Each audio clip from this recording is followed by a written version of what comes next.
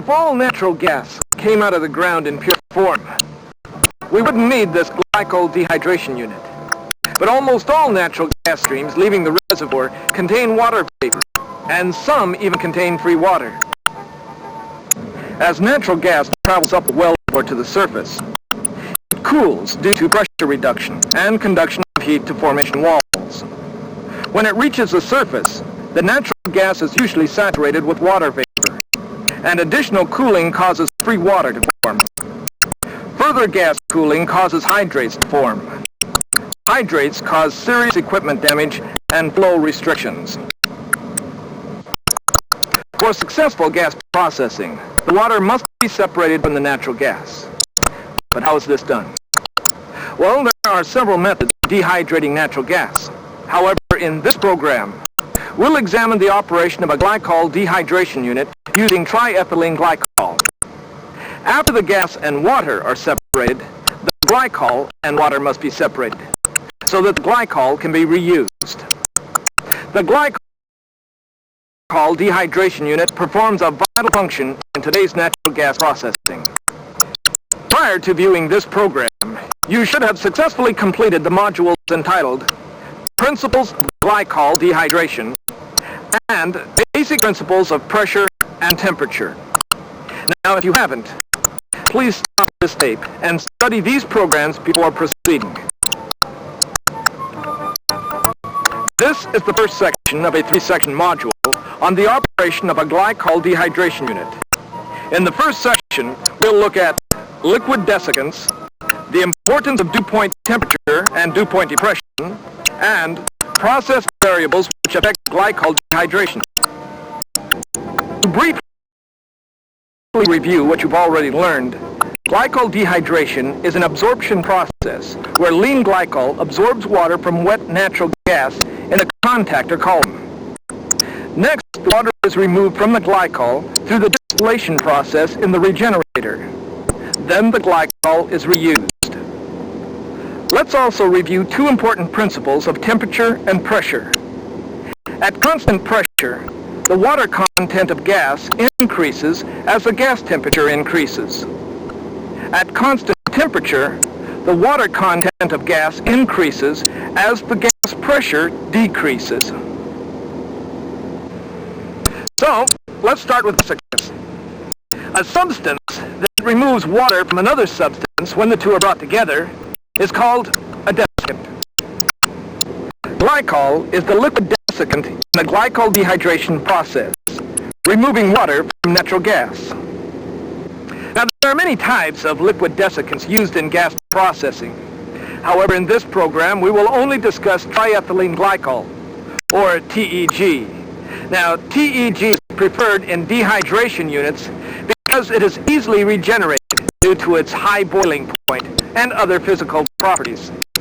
It has a high decomposition temperature of 404 degrees Fahrenheit. It has lower vaporization losses than other glycols, and it has lower capital and operating costs than other glycol systems. To describe a dehydration unit's performance, you can monitor the dew point temperature and dew point depression. Now, dew point temperature, or simply dew point, is the temperature at which natural gas is saturated with water vapor at any given pressure. When gas is above its dew point, the gas can absorb water. When the gas is below its dew point, water will condense out of the gas. Since natural gas is considered saturated when it leaves the wellhead, the gas is said to be at its dew point temperature. Dew point depression describes how much water vapor has been removed from the natural gas. It is the difference between the dew point temperature of the inlet gas and the dew point temperature of the outlet gas following dehydration. Now, the actual temperature of the inlet and outlet gas does not change. For example, if the inlet gas temperature to the contactor is 100 degrees Fahrenheit and it has a dew point temperature of 100 degrees Fahrenheit, and the outlet gas temperature from the contactor is 100 degrees Fahrenheit and it has a dew point temperature of 35 degrees Fahrenheit, then the dew point depression is 100 degrees Fahrenheit minus 35 degrees Fahrenheit, which equals 65 degrees Fahrenheit. The goal in operation is to achieve the dew point depression that meets contract specifications for the water content in gas. Now, several process variables determine the degree of water removal in any glycol dehydration unit. The variables which affect the unit's efficiency are inlet gas temperature, inlet gas pressure, gas flow rate, inlet glycol temperature, glycol concentration, and glycol circulation rate. The temperature of the incoming gas has a significant effect on the water content of the gas entering the contactor. Remember, at constant pressure, the water content of the inlet gas increases as the gas temperature is increased. The more water vapor that the gas contains, the more water must be removed by the unit to reach the desired water content of the outlet gas. For example, at 1000 psig inlet pressure, changing the gas temperature from 100 degrees Fahrenheit to 120 degrees Fahrenheit will double the amount of water vapor that will be carried by the saturated gas. The inlet gas temperature range for successful glycol dehydration is between 60 degrees Fahrenheit up to 100 degrees Fahrenheit. Inlet gas temperatures above 130 degrees Fahrenheit make normal glycol dehydration almost impossible. In cold weather, line heaters heat the gas stream ahead of the dehydration unit to maintain a minimum inlet gas temperature of 50 degrees Fahrenheit. Minimum inlet gas temperature is set by the viscosity of the glycol being used. Depending on the composition and pressure of the gas, hydrates may form at temperatures well above 50 degrees Fahrenheit. Therefore, a higher inlet gas temperature is required to avoid plugging problems from hydrates. Now, low inlet gas temperatures increase the tendency of glycol foaming. As you will see later, foaming creates significant operating problems. Now, in the normal operating range of a glycol dehydration unit, inlet gas pressure is not a critical factor. However, at constant temperature, gas can hold more water as the pressure is reduced. Therefore, operating the unit with a higher inlet gas pressure will lower the water content of the gas. For a unit to operate efficiently, the gas flow rate must be maintained in a specific range. Now, if the flow rate falls outside these limits, either higher or lower, problems can develop. Falling below the specified flow rate causes a loss in efficiency and may increase the outlet gas dew point, depending on the design of the trays or packing in the contactor column. If the flow rate rises above the specified range, reboiler overload occurs. When the reboiler is overloaded, insufficient glycol regeneration and increased outlet gas dew point result. The amount of glycol carried out with the dry gas also increases. If the gas flow rate is high enough, all the glycol can be carried out of the contactor at one time. A smooth flow rate without rapid surges or changes prevents a loss of seal in the contactor downcomers. Seal loss allows gas to bypass the trays and causes high outlet gas dew points and high glycol loss with the outlet gas. A glycol inlet temperature of 10 degrees to 15 degrees Fahrenheit higher than the inlet gas temperature prevents hydrocarbon condensation in the glycol. Hydrocarbon condensation increases foaming, increases carbon buildup on the reboiler fire tube, and reduces carbon filter life. The process variable with the greatest effect on dew point depression is the degree of glycol reconcentration, also known as glycol purity. Higher dew point depressions can be obtained with higher glycol concentrations. However, stripping gas must be used to achieve these levels of glycol purity. Stripping gas is natural gas percolated through glycol, being regenerated to help remove the water that cannot be removed by the distillation process. In some systems, the gas is percolated through the glycol inside the reboiler. In other systems, there is a stripping column located between the reboiler and the surge tank. If the glycol circulation rate is increased without changing other variables, the outlet dew point will be decreased.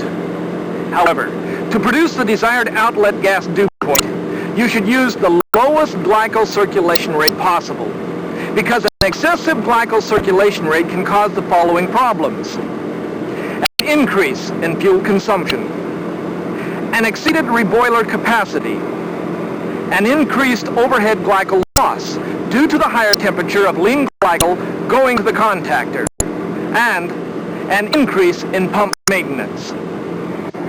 And that wraps up this section. In it, we discussed the importance of dew points and dew point depression, and saw how variables in the process affect the efficiency of the glycol dehydration system. Take some time now to read over this section in your student manual. Review this videotape if needed. Then when you're ready, answer the questions at the end of this section. Now in the next section, we'll look at the operation and controls of a glycol dehydration unit in detail. See you shortly.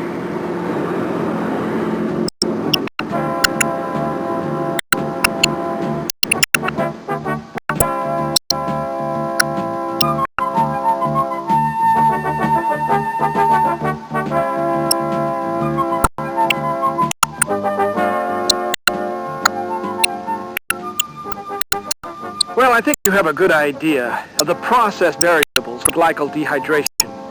Now in this section, we'll see how to operate the glycol dehydration system and how to control the process. This is the second section of a 3-section module on glycol dehydration unit operation. In this section, we'll look at the individual components that make up the glycol dehydration unit. We'll also see how the components are all related to one another in the overall system. Better dehydration results and significant savings are achieved when dehydration systems are operated properly.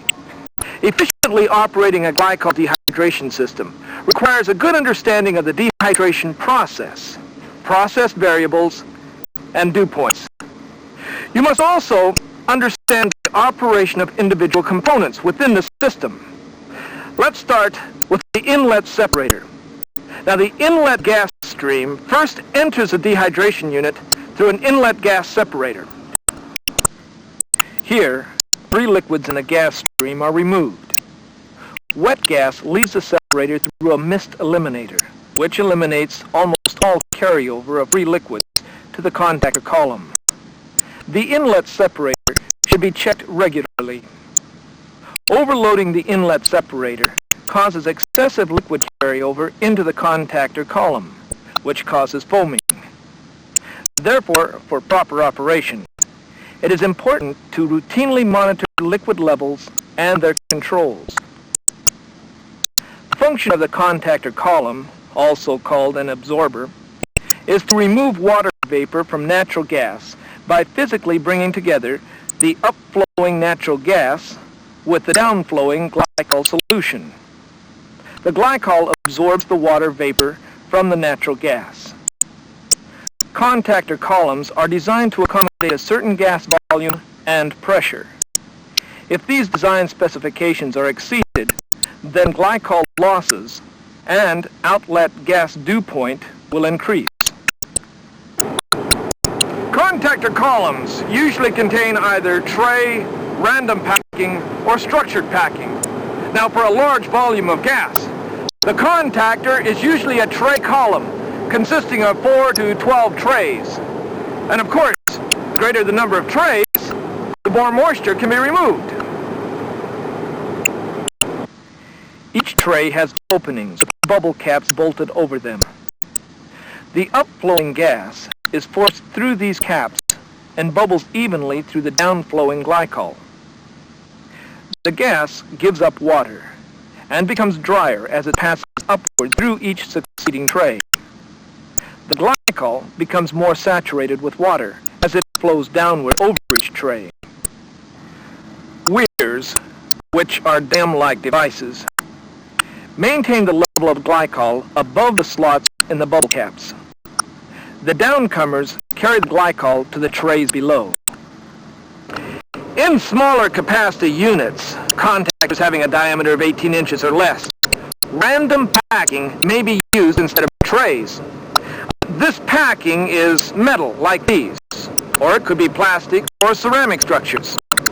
These structures provide a large surface area for the glycol solution to spread out and make better contact with the gas. Random packing is poured into the contactor onto a support grid.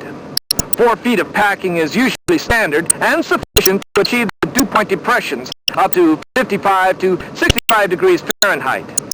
If higher dew point depressions are needed, additional packing may be required.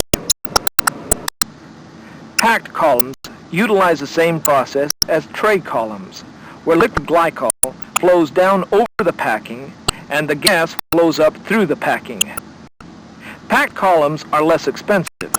However, they tend to channel and have poor flow distribution. Channeling is when the liquid glycol flows in streams throughout the random packing. Channeling limits the surface area where the glycol and gas come into contact. To ensure that gas and glycol mixing will be continuous throughout the packing and the glycol will not channel, a well-designed glycol distribution header is installed above the packing. Contactors being designed today may contain structured packing. Now, structured packing is a group of corrugated metal sheets welded into a specific pattern and placed on edge in the contactor. Glycol coats these sheets and the gas flows between them. This type of packing is more efficient than bubble caps or random packing. Structured packing is used in columns from 6 inches in diameter up to 10 feet in diameter.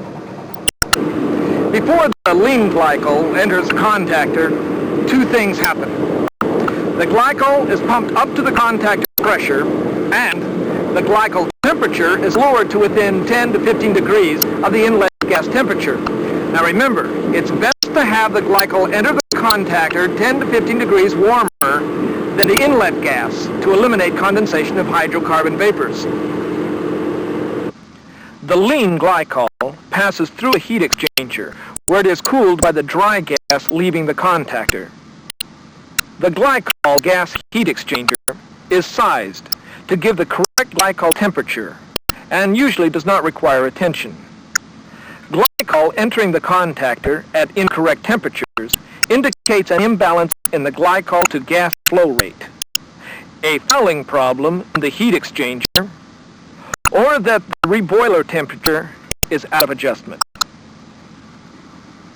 Above the top tray, a mist eliminator in the top of the contactor will remove any entrained glycol particles in the gas stream that have not settled out. This prevents liquid glycol from being carried out of the contactor and into the gas discharge line, commonly referred to as carryover. Carryover occurs when glycol contamination causes foam buildup. Carryover also happens when the gas rate is high enough to agitate the liquid on the top tray so that a foam forms that is too thick for the mist eliminator to handle. The gas rate must be reduced to eliminate carryover. Glycol level control on the contactor is important in stabilizing unit operation. The level controller should be adjusted to hold a uniform flow rate of glycol out of the contactor. It is more important to hold a constant flow of glycol out and let the glycol level in the contactor vary a few inches than to hold a constant level in the contactor and let the flow out fluctuate. Flow rate surges leaving the contactor will cause the reboiler to operate inefficiently and may overload it. The gas condensate glycol separator, also known as a flash tank or glycol gas separator, recovers gas and liquid hydrocarbons carried out of the contactor by the glycol solution. The gas leaves the top of the vessel and is vented, or may be used to supplement the fuel gas required for the reboiler. A pressure control valve maintains a back pressure on the vessel usually 50 to 85 psig. Any excess gas is discharged through this back pressure valve. Separating liquid hydrocarbons from glycol before they enter the reboiler provides several benefits. It reduces the load on the carbon filter. It prevents carbon from building up on the reboiler fire tube. And it prevents glycol contamination in the still column, which can result in flooding, glycol loss, and possible damage to the column. Two-level control systems are typically installed on gas condensate glycol separators. The upper system regulates the flow of liquid hydrocarbons discharged from the vessel. The lower system regulates the flow of glycol from the vessel. Filters are installed in the glycol stream to remove solids and other contaminants which may cause plugging and foaming. There are two types of filters commonly used in gas dehydration systems. One type is used for solids removal, and the other for dissolved contaminants removal. For solids removal, fine screens, sock type, or cartridge filters are used.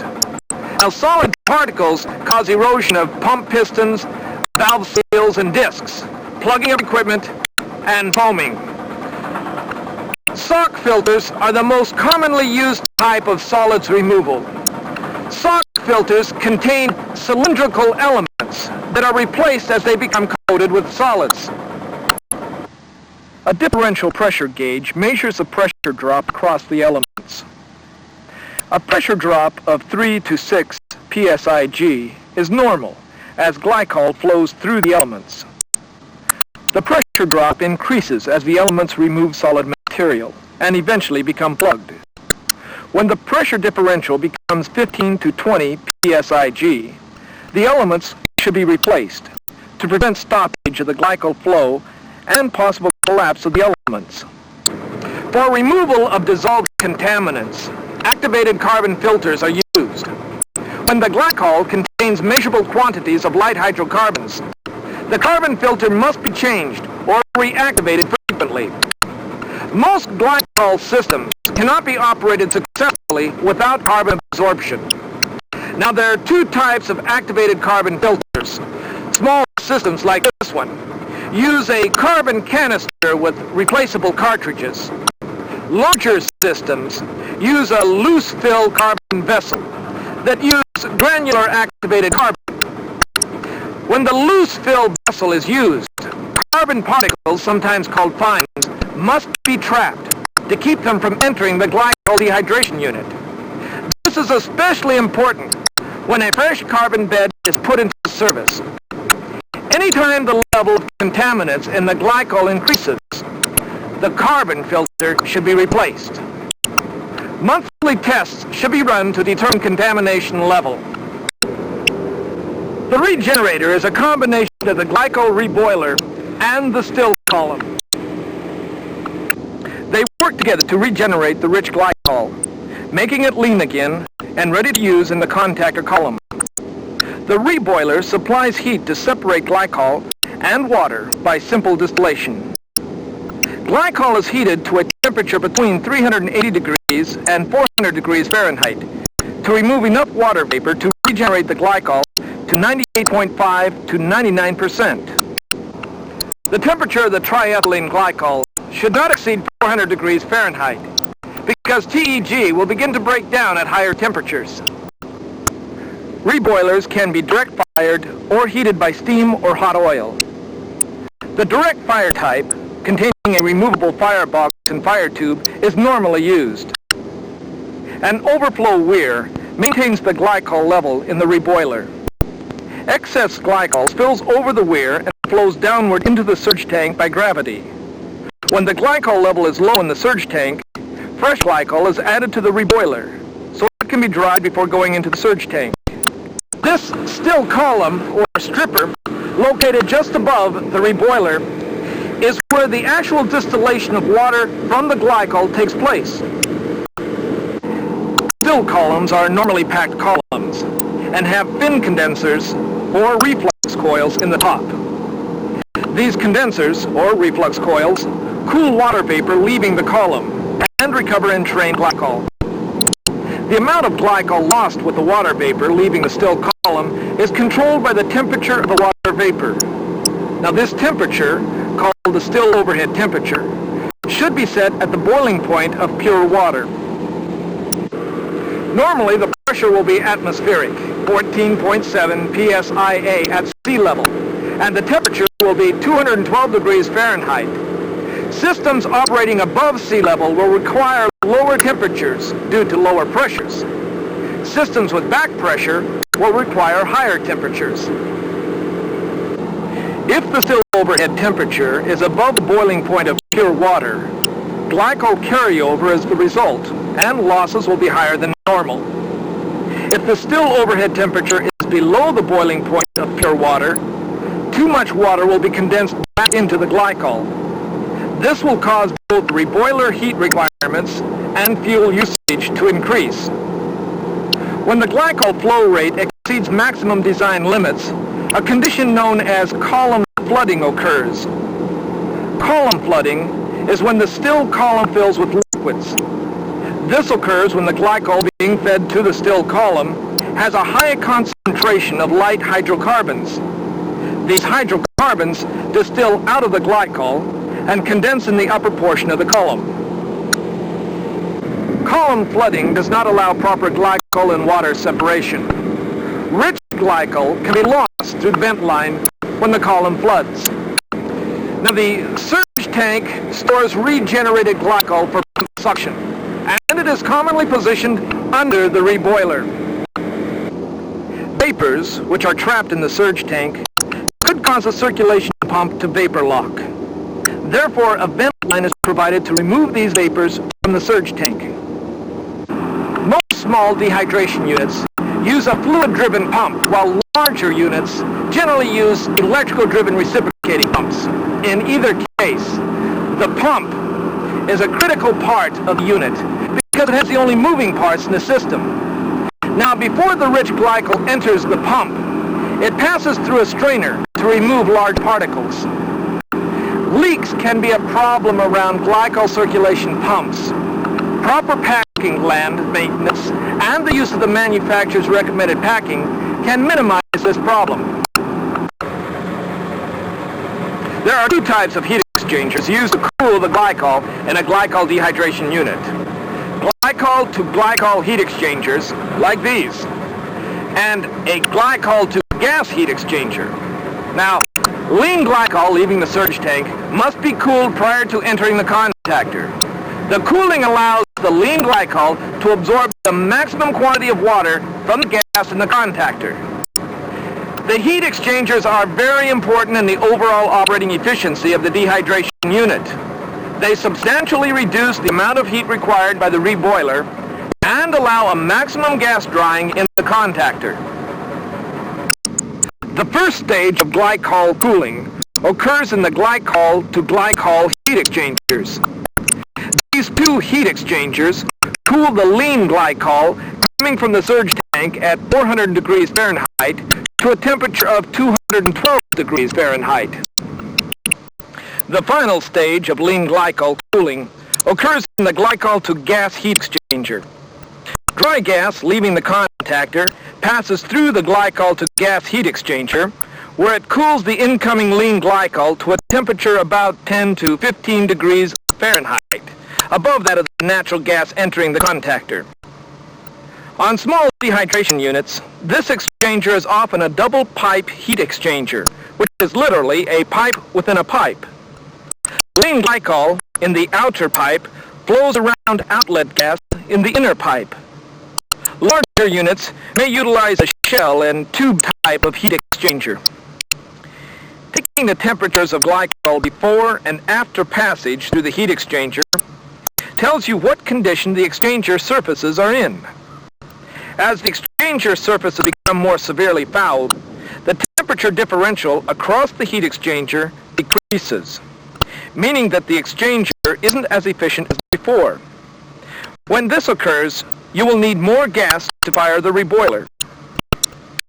That wraps up the second section. In it, you saw the individual components that make up the glycol dehydration unit, how the components work together, and how the components work together to dehydrate natural gas and to regenerate rich glycol. All right, take some time now to read over this section in your student manual.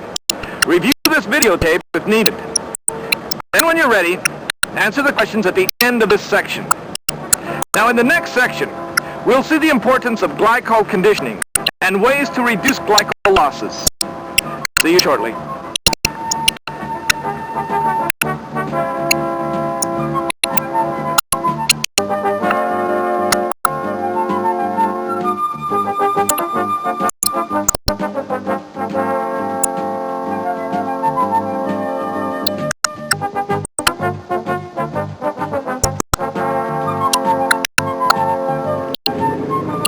You have a good understanding of how each component functions in a glycol dehydration unit.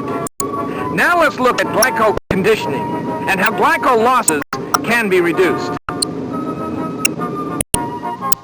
This is the third section of a three-section module on glycol dehydration unit operation. In this section, we'll examine the importance of glycol conditioning, operational procedures, and potential problem areas within the system. Various temperature and pressure conditions affect how efficiently the glycol dehydration unit can operate. First, let's look at operating temperatures in the contactor, reboiler, and still overhead. Then we'll look at operating pressures. In the contactor, the temperatures of the inlet gas and the glycol affect the amount of water removal from the saturated gas. Now, if you recall, at constant pressure, natural gas can hold more water as the temperature of the gas increases. And what does that mean? Well, it means if we keep the inlet gas temperature low, the unit will have less water to remove from the gas. Now, you also want to keep that lean glycol temperature down to a minimum when entering the contactor, but still 10 to 15 degrees Fahrenheit higher than the inlet gas. Why? Well, for several reasons. 1. Warm glycol absorbs water more easily than hot glycol. Secondly, we're trying to keep the temperature of the gas cool, so the incoming gas has less water in it. And thirdly, this helps to prevent hydrocarbon condensation.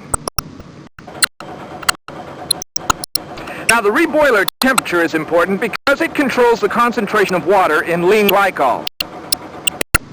At constant pressure, higher reboiler temperatures result in greater glycol purity.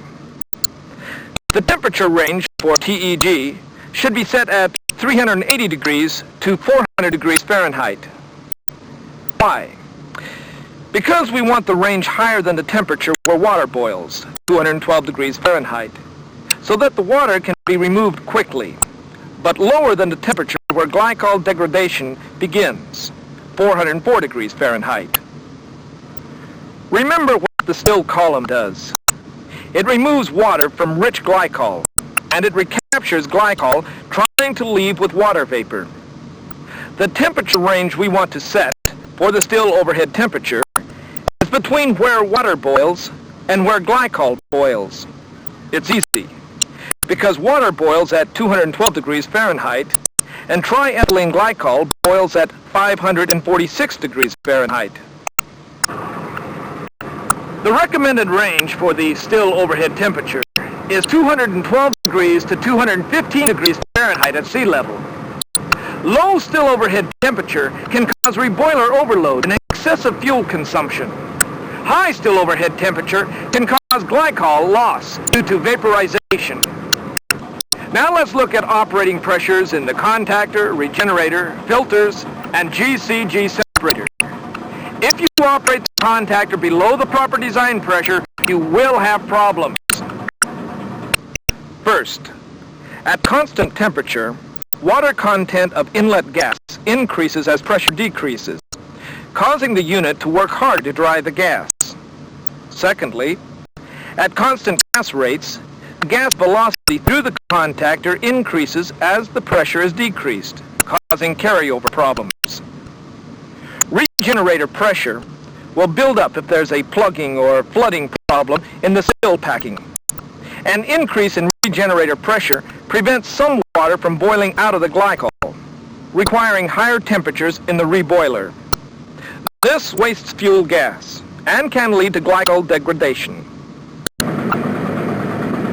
As far as your filter goes, a pressure drop of 3 to 6 psig is normal as glycol flows through the elements.